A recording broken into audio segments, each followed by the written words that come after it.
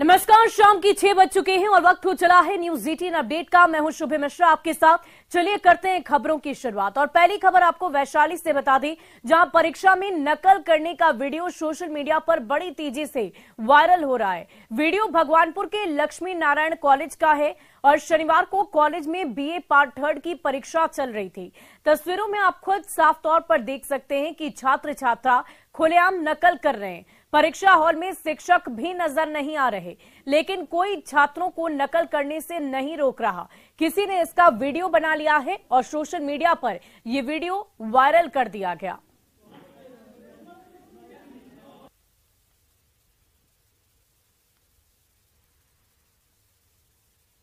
वहीं सासाराम में एलआईसी के एक सीनियर मैनेजर ने अपने आवास में खुदकुशी कर ली है। घटना नगर थाना क्षेत्र के न्यू एरिया पास एलआईसी कॉलोनी की है, जहां सासाराम ब्रांच के सीनियर मैनेजर सुजीत कुमार पांडे ने अपने ही आवास में पंखे से लटककर खुदकुशी कर ली। वे अपने क्वार्टर में अकेले रहते थे और सुबह कई लोगों से मुलाकात के बाद अचानक 9 बजे के आसपास उन्होंने अपना दरवाजा बंद कर लिया था। दिन में सफाई कर्मी पहुंचा और दरवाजा खटखटाया तो दरवाजा नहीं खुला तो कुछ शक हुआ, जिसके बाद अपार्टमेंट का गार्ड कुछ लोगों के साथ सीढ़ी लगाकर कमरे तक पहुंचा तो पाया कि वे कमरे से पंखे में लटके हुए हैं, जिसके बाद पुलिस को इस घटना की सूचना दी गई। सुजीत कुमार झारखंड में बोकारो के रहने वाले थे। पुलिस ने परिजनों को इस पूरी घटना की जानकारी दे दी है। बताया जा रहा है कि सुजीत कुमार ने एक सुसाइड नोट भी छोड़ा है, लेकिन पुलिस इस संबंध में अभी कुछ भी नहीं बता रही।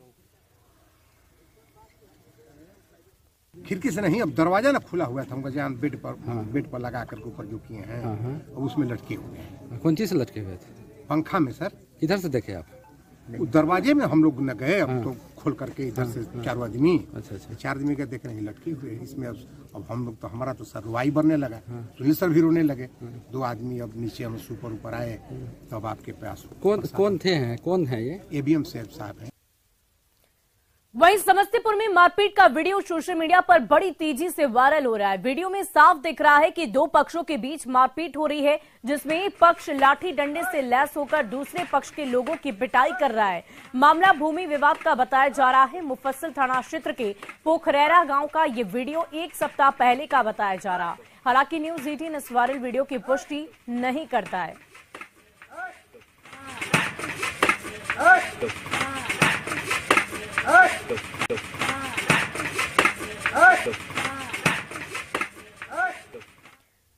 और इसी बीच औरंगाबाद से आपको बड़ी खबर बता दें, जहां शराब की 7 भट्टियों को ध्वस्त किया गया। 10,000 किलो जावा महुआ नष्ट किया गया है। 100 लीटर महुआ शराब की जब्ती की गई है। महादेवा नदी के किनारे ये भट्टियां ध्वस्त की गई। ये बड़ी जानकारी आपको औरंगाबाद से दे रहे हैं, जहां शराब की 7 भट्टियों को ध्वस्त किया गया। साथ ही साथ महादेवा नदी के किनारे ये भट्टियां हैं, जहां पर से 100 लीटर महुआ शराब की जब्ती भी की गई है। जो तस्वीरें आप देख पा रहे होंगे, महादेवा नदी के किनारे ये अभियान चलाया गया और इस अभियान के तहत कई भट्टियों को ध्वस्त किया गया है।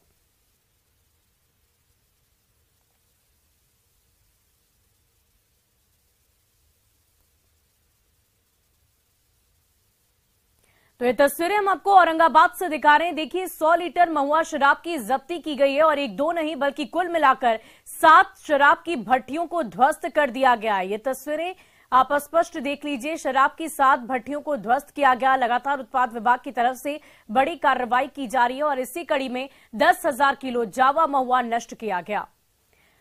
और अगली खबर गया से, जहां ऑटो से 150 बोतल विदेशी शराब की बरामदगी की गई है। ऑटो में तहखाना बनाकर शराब की तस्करी की जा रही थी और पुलिस ने शराब के साथ तस्कर को गिरफ्तार कर लिया है। बताया जा रहा है कि शराब तस्कर ने पुलिस को चकमा देने के लिए ऑटो में किसी भी यात्री को नहीं बैठाया था और ऑटो के पायदान के नीचे तहखाना बनाकर शराब की तस्करी कर रहा था। गुप्त सूचना के आधार पर उत्पाद विभाग की टीम ने डोभी चेकपोस्ट पर ऑटो को रुकवाया और ऑटो की गहनता से जांच की गई और इसी जांच में ये शराब जब्त की गई है। बताया जा रहा है कि शराब आरा लेकर जाई जा रही थी।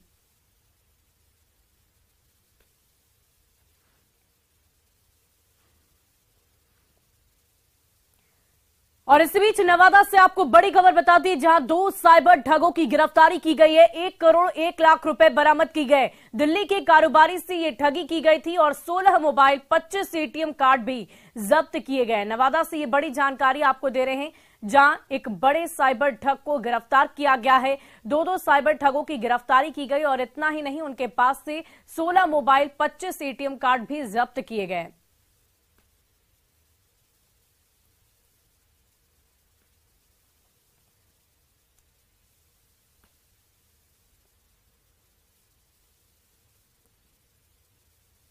और अगली खबर राजधानी पटना से, जहां खुसरूपुर में एक युवक की हत्या कर दी गई, जिसके बाद लोगों ने सड़क जाम कर भारी हंगामा किया। मामला मालपुर गांव का बताया जा रहा, जहां आपसी रंजिश में बीती रात अपराधियों ने युवक को गोली मार दी। उसे इलाज के लिए पीएमसीएच में भर्ती कराया, जहां उसकी मौत हो गई।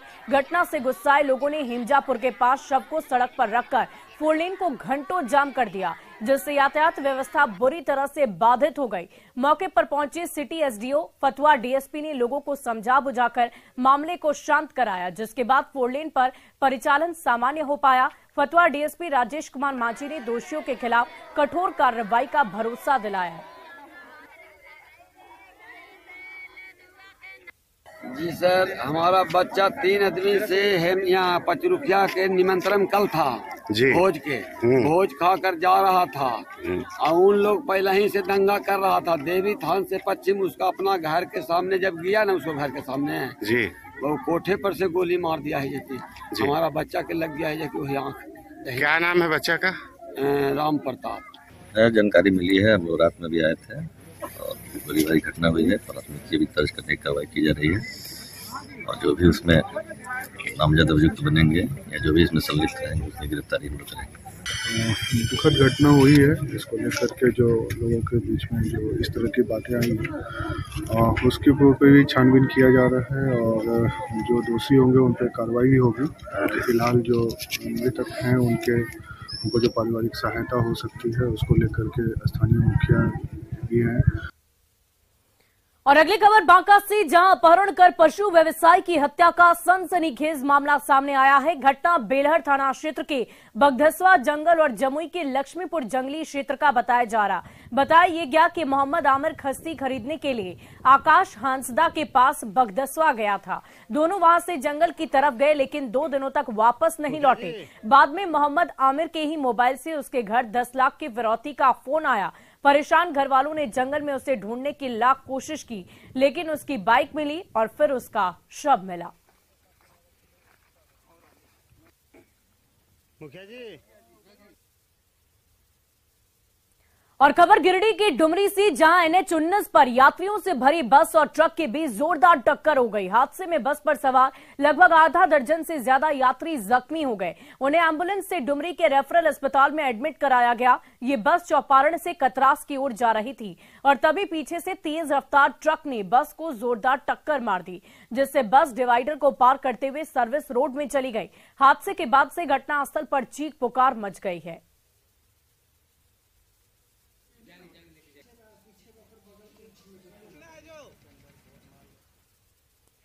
और लोहरदगा गुमला नेशनल हाईवे पर अरू पुल के पास बेकाबू टैंकर दुर्घटनाग्रस्त हो गया और इसके चलते नेशनल हाईवे पर लंबा जाम लग गया। हादसे में टैंकर का ड्राइवर बाल बाल बच गया। लोहरदगा पुलिस नेशनल हाईवे पर यातायात सामान्य करने की कोशिश कर रही है। बताया जा रहा है कि बाइक को बचाने के दौरान तेज रफ्तार टैंकर अचानक सड़क पर औंधे मुंह पलट गया।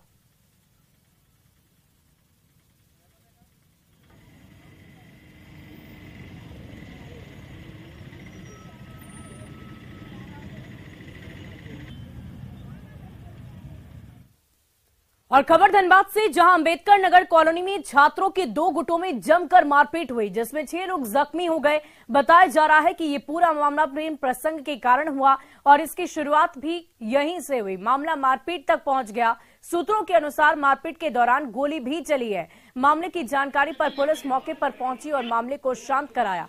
फिलहाल घायलों को अस्पताल में भर्ती करवाया गया है। पुलिस पूरे मामले की तहकीकात कर रही है। खाना खा रहे थे, देख रहे हैं कि बाहर में गए तो पूरा हल्ला हो रहा था, तो हम हल्ला हो रहा था, हम गए वहाँ पे, देख रहे हो मेरा भैया को पूरा मार रहा है। हम छुड़ाने के चक्कर में हमको मार दिया गया है सर। सर हम छुड़ाने की भीड़ में कौन मारा सर हम नहीं देख। सिंदरी के कुछ लोग हैं, अभी पुष्टि नहीं हो पाई है, उनके बीच कुछ मारपीट का हुआ था, तो उसी में पेट्रोलिंग गाड़ी को भी घेर लिया गया था। ऐसा कुछ हुआ नहीं है, हम लोग भी हैं साथ में यहाँ पे। अभी मामला शांत है, दोनों जो घायल है दोनों को जांच के लिए पीएमसीएच भेज दिया गया। वहीं गोपालगंज में दहेज को लेकर ससुराल में जलाई गई महिला की इलाज के दौरान मौत हो गई, जिसके बाद ससुराल के सभी लोग घर छोड़कर फरार हो गए। घटना नगर थाना क्षेत्र के मुकेरी टोला की बताई जा रही, जहां दहेज की मांग को लेकर 3 जनवरी को ससुराल वालों ने विवाहिता सिंपी के साथ मारपीट की थी और उसे जला दिया था और जिंदा बच जाने के बाद चोरी छुपे गोरखपुर में इलाज करा रहे थे, जहां मौत के बाद मायके वालों को बताए बिना दाह संस्कार की तैयारी में लगे हुए थे। लेकिन मायके वालों को इसकी खबर मिल गई, जिसके बाद पुलिस की मदद से शव को कब्जे में लिया गया। 4 साल पहले ही सिंपी की शादी हुई थी और इसके पहले भी ससुराल वालों ने उसके साथ मारपीट कर उसका हाथ तोड़ दिया था। मेरा वो बहन थी, एक बार सूचना आया तो हम लोग गए थे गोरखपुर, तो मेरा बहन के जला हुई थी, वहाँ पर से ले आकर फूकने जा रहे थे लोग। हम थाना में कंप्लेन किए, थाना लेकर गए, थाना लेकर लाश लेकर आया है। अच्छा, तो क्या लग रहा है क्यों उसकी हत्या हुई है? दहेज के लिए वो लोग जलाए हैं लोग, पहले का विवाद था वह, तो एक बार हाथ तोड़ा था लोग मारकर। और खबर गया से, जहां बापू नगर में आईआईएम की बनने वाली बिल्डिंग को लेकर चल रही घेराबंदी का ग्रामीण विरोध कर रहे हैं। ग्रामीणों का कहना है कि जिस जगह की घेराबंदी की जा रही है वो सड़क है जो प्रधानमंत्री ग्रामीण सड़क योजना के तहत बनाई गई है। हालांकि गांव के लोगों के लिए दूसरा रास्ता दिया जा रहा है, लेकिन लोगों का कहना है कि नया रास्ता से जाने पर उन्हें 2 से 2.5 किलोमीटर तक ज्यादा दूरी तय करनी होगी। हालांकि आईआईएम प्रबंधन का कहना है कि गांव की तरफ जाने के लिए एक सड़क भी है। प्रबंधन का ये भी कहना है कि ये सरकार की जमीन है और ग्रामीणों को विश्वास में लेकर मामले को जल्द सुलझाया जाएगा।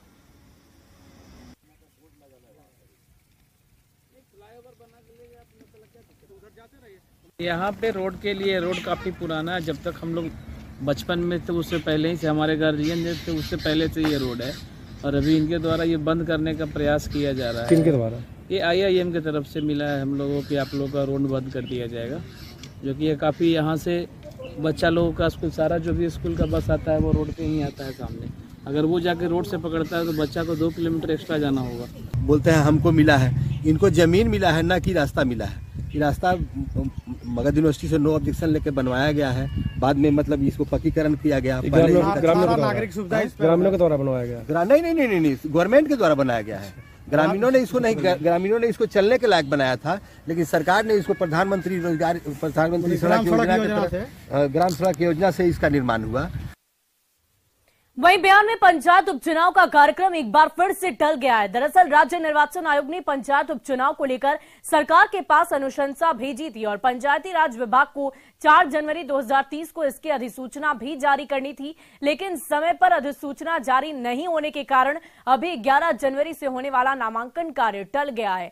पंचायत उपचुनाव में कुल 2683 पदों के लिए निर्वाचन कार्य होना अभी बाकी है और अधिसूचना जारी नहीं होने के कारण अब नए सिरे से कार्यक्रम तय किया जाएगा।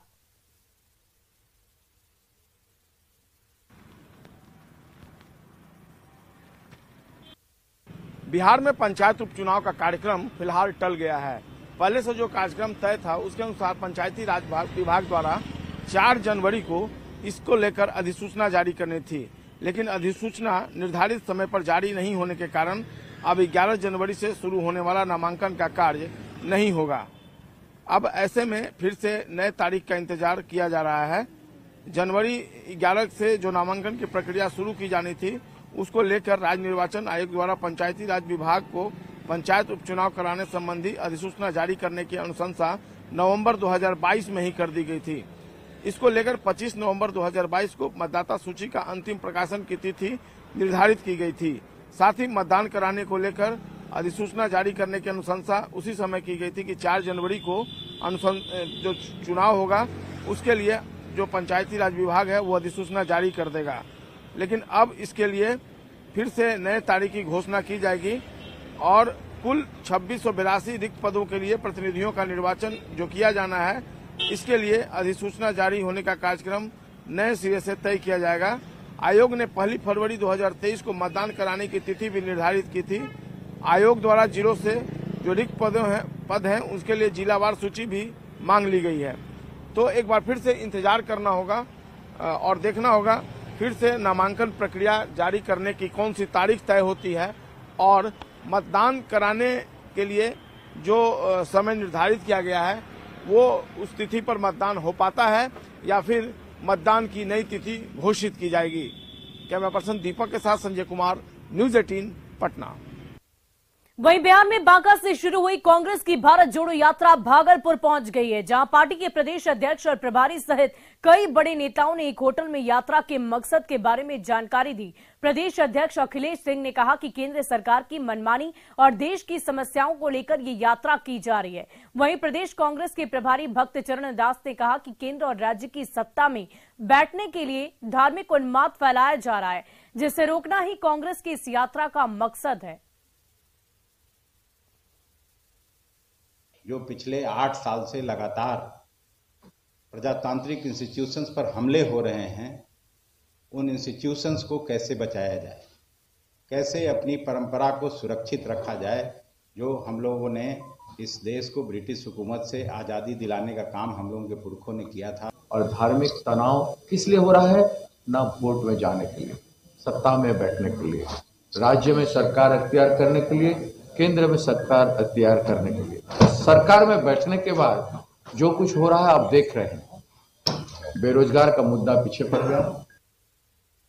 और पटना के गोसाई टोला के काली चरण अग्रवाल ने मरणोपरांत आईजीआईएमएस को देहदान कर दिया है। परिवार के सदस्यों ने काली चरण अग्रवाल का शव अस्पताल के एनाटॉमी विभाग को पूरी कानूनी प्रक्रिया के तहत सौंप दिया है। और अधीक्षक डॉक्टर मनीष मंडल की माने तो अस्पताल में ये 7वां और इस साल का पहला बॉडी डोनेशन है। इन्होंने कहा कि इस देहदान से एमबीबीएस और एनाटॉमी के प्रथम वर्ष के 120 छात्रों को मदद मिलेगी।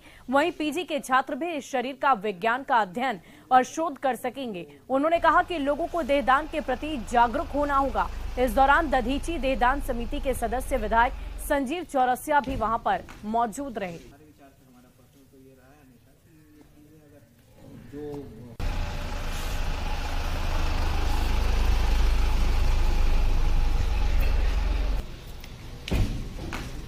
हमारे विचार से हमारा प्रश्न तो ये रहा है हमेशा कि ये चीजें अगर और बिहार एप्थेलोमोलॉजिकल सोसाइटी की ओर से आयोजित 3 दिवसीय मिड टर्म कॉन्फ्रेंस आज खत्म हो गई है। और इस कॉन्फ्रेंस में बिहार के अलावा देश और दुनिया के 1200 से ज्यादा आई सर्जन्स ने भाग लिया और अपने अपने अनुभव साझा किए। आंख के रोग से जुड़े तमाम पहलुओं पर इस कॉन्फ्रेंस में गहरी चर्चा हुई और नई तकनीक से युवा आई सर्जन्स को भी अवगत कराया गया। 3 दिन तक चले इस कॉन्फ्रेंस में कौन सी महत्वपूर्ण बातें निकलकर बाहर आई, इसे हमारे संवाददाता ने समझने की कोशिश की है। पटना के ज्ञान भवन में नेत्र चिकित्सकों का 3 दिवसीय कॉन्फ्रेंस संपन्न हो गया है और हमारे साथ डॉक्टरों की पूरी टीम है। सर, एक नया अनुभव मिला होगा, चूंकि देश विदेश के डॉक्टर यहाँ पर आए, क्या सब फायदा मिला होगा? जी, पटना में एक हिस्ट्री बन गई है। ऑल इंडिया ऑप्थेल्मिक सोसाइटी, जिसके कि 26,000 मेंबर हैं, उसकी एक पहली कॉन्फ्रेंस जो मिड टर्म कॉन्फ्रेंस हुई है वो पटना में हुई है। और इसमें 3 दिन से ये प्रोग्राम चला है और 8 साइंटिफिक हॉल इकट्ठे चले हैं, जिसमें कि 200 से ऊपर साइंटिफिक सेशन करे गए हैं और तकरीबन 1200 रजिस्टर्ड डेलीगेट्स आए हैं। उसके बाद भी रजिस्ट्रेशन हुआ है, बट 1200 डॉक्टर पूरे देश विदेश से आए हैं, जहाँ पे कि जो कॉमन टॉपिक्स जो नेत्र विशेषज्ञ देखते हैं, जैसे कि कैटरैक्ट, सफ़ेद मोतिया, काला मोतिया, retina detachment, diabetes, macular degeneration, cornea की बीमारियाँ, कॉर्निया ट्रांसप्लांटेशन, ड्राई आई, सबके ऊपर बहुत डिस्कशन हुआ। और हॉलमार्क ये था इस कॉन्फ्रेंस का कि इसमें जो यंग हैं, जो युवा आई सर्जन हैं, उनको बहुत ही प्रोत्साहन मिला, क्योंकि उनको केस प्रेजेंटेशन करने को मिले। मशीनें भी यहाँ पर डेमो के लिए लाई गई थी, कितना फायदेमंद होगा और चाहें कि बाकी जो बिहार के अस्पताल है वहाँ पर भी जो है यूटिलाइजेशन हो सके उन मशीनों का। बिल्कुल ठीक बोला आपने कि यहाँ पे 52 कंपनियां, 52 कंपनीज ने अपने प्रोडक्ट्स यहाँ डिस्प्ले करे और वहाँ पे भी काफ़ी एंथुजियाज्म था। सब लोग वहाँ जाके ये देखते हैं भी नई मशीन आई है, बहुत लोग वहाँ पे ऑर्डर प्लेस करते हैं, डेमोस्ट्रेशन के लिए मंगाते हैं। इन सब का फ़ायदा ये होने वाला है कि जो नई नई टेक्नोलॉजी जो भी आ रही है तो वो बिहार उससे वंचित नहीं रहेगा। बहुत ही अच्छा है। यंग ऑफ्थल्मोलॉजिस्ट, यंग सर्जन्स जो हमारे हैं उन्होंने प्रेजेंट किया, अपने केसेस प्रेजेंट किए। यहाँ पे सर्जिकल स्किल डेवलपमेंट सेंटर भी लगा हुआ था जिसमें कि यंग ऑफ्थल्मोलॉजिस्ट को सिखाया गया कि सर्जरीज कैसे करनी है। और निश्चित रूप से सभी गौरवान्वित महसूस कर रहे हैं क्योंकि बार बार इस तरह का आयोजन नहीं होता है। जाहिर है जो मेडिकल छात्र हैं या फिर डॉक्टर हैं वो बता रहे हैं कि ऐसे आयोजन अगर बार बार होंगे तो निश्चित रूप से जो मेडिकल छात्र हैं या फिर डॉक्टर्स हैं उनके लिए संजीवनी का काम आयोजन करेगा। कैमरामैन सुबोध के साथ रजनीश कुमार, न्यूज 18 पटना। और फिलहाल इस बुलेटिन में अभी के लिए बस इतना ही, लेकिन न्यूज 18